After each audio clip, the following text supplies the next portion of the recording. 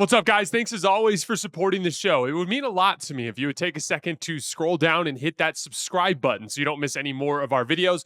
Also, make sure you follow us all over social media so you don't miss any of our content or show announcements. Shai Gilgeous-Alexander, if he can finish this off by winning this series and winning Finals MVP, is putting together one of the best guard seasons in NBA history.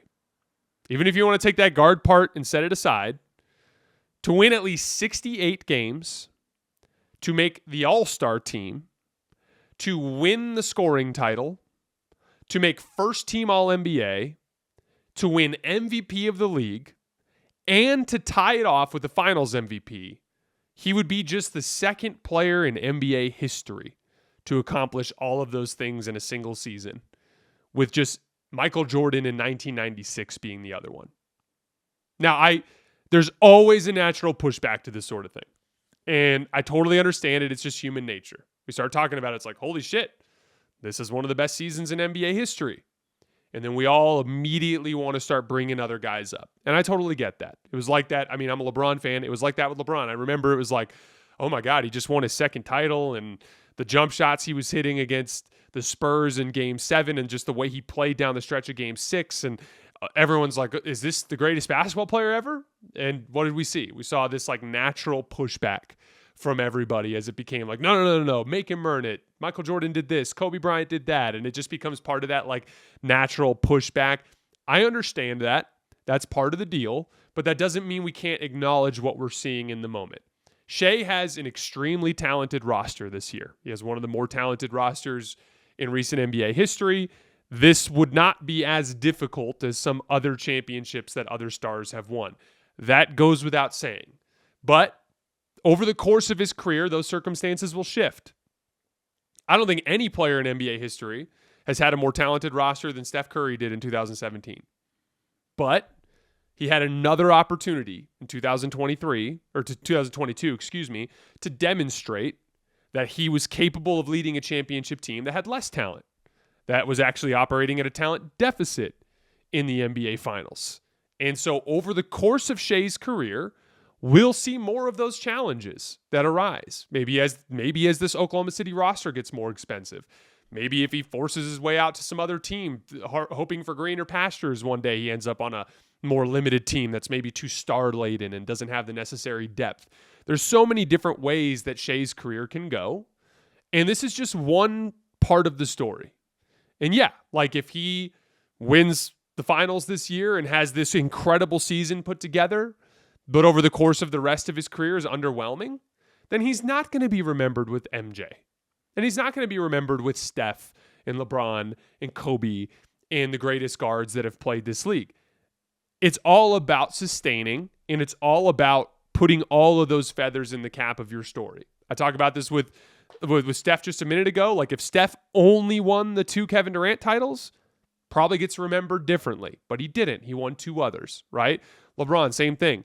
If he only won the 2020 title alongside Anthony Davis, different type of story. If he only won the 2 titles with the Heat, but that's not what happened. We saw in 2016 him overcoming adversity in a different way. In 2013, a couple of 7-game series down the stretch of the postseason.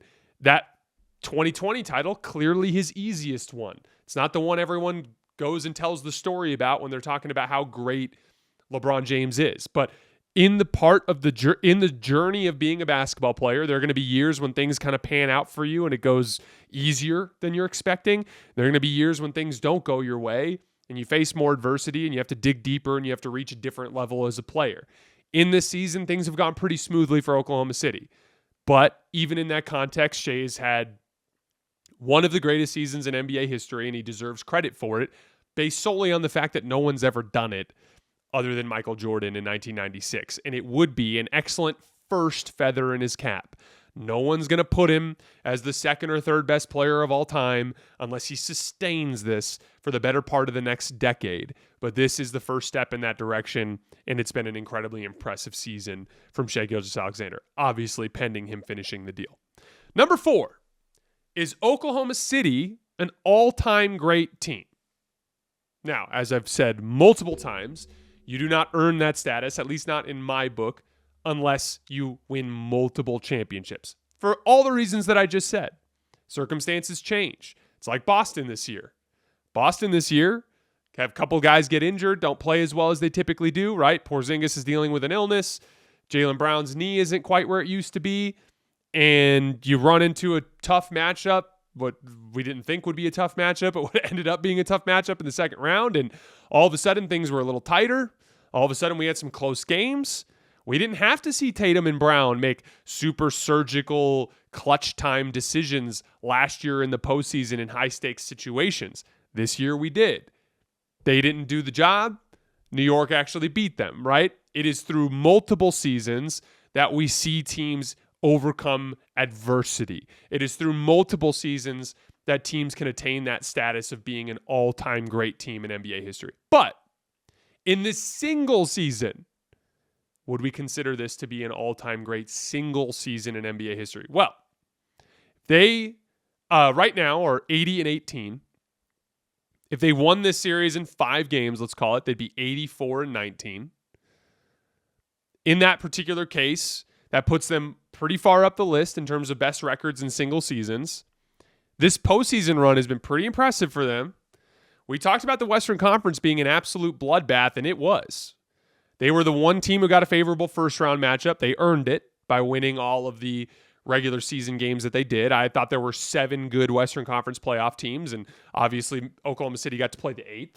But after that, they beat the 2023 champs, the best player in the world, a team that I viewed specifically as a tough matchup for them. And guess what? They brought some adversity to the equation, and we got to see Oklahoma City overcome that adversity. They were down 2-1 in the series and trailing by 8 in the early fourth quarter of Game 4. They were trailing by 9 early in the fourth quarter of Game 5. They overcame that. That Timberwolves team is a very, very good team that has beat a lot of really good teams. That Timberwolves team beat Kevin Durant, Devin Booker, and Bradley Beal. They beat Nikola Jokic last year. They beat Luka and LeBron this year. That is a team that has done some damage, and Oklahoma City survived them. And if they beat this Pacers team, that's a Pacers team that just won an Eastern Conference that had 2 60-win teams in it.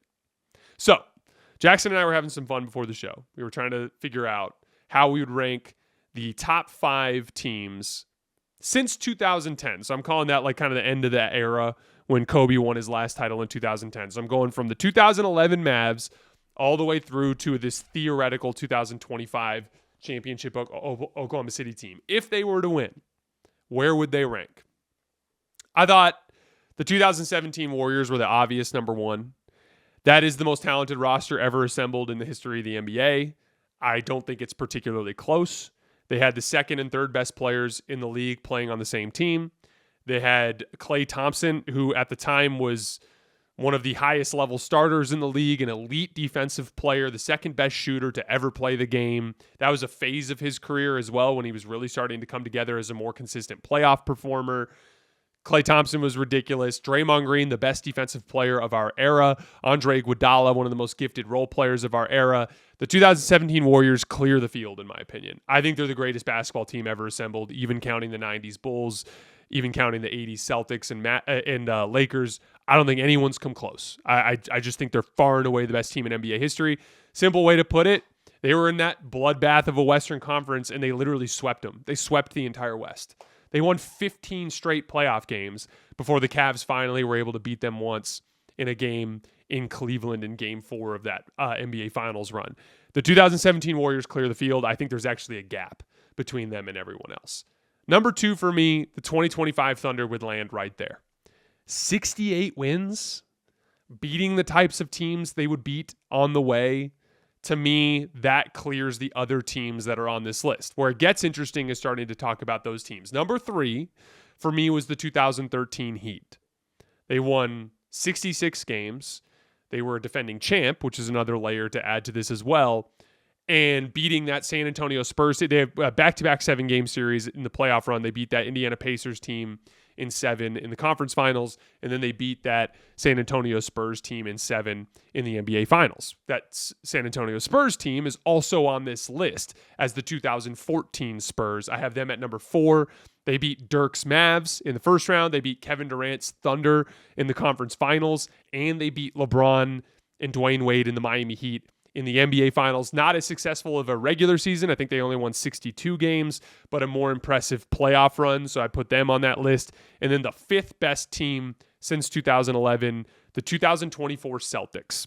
Kind of a weak playoff field. They kind of just coasted through and beat everyone. I thought the only real tough teams they played were the Pacers and the Mavs, but they handled both of those teams in 4 and 5 games respectively. But they had an incredibly dominant regular season, especially statistically, which put them on this list at number 5. So in short, among the last 15 champions, if Oklahoma City closes this deal, I'd put them in second place behind the 2017 Golden State Warriors.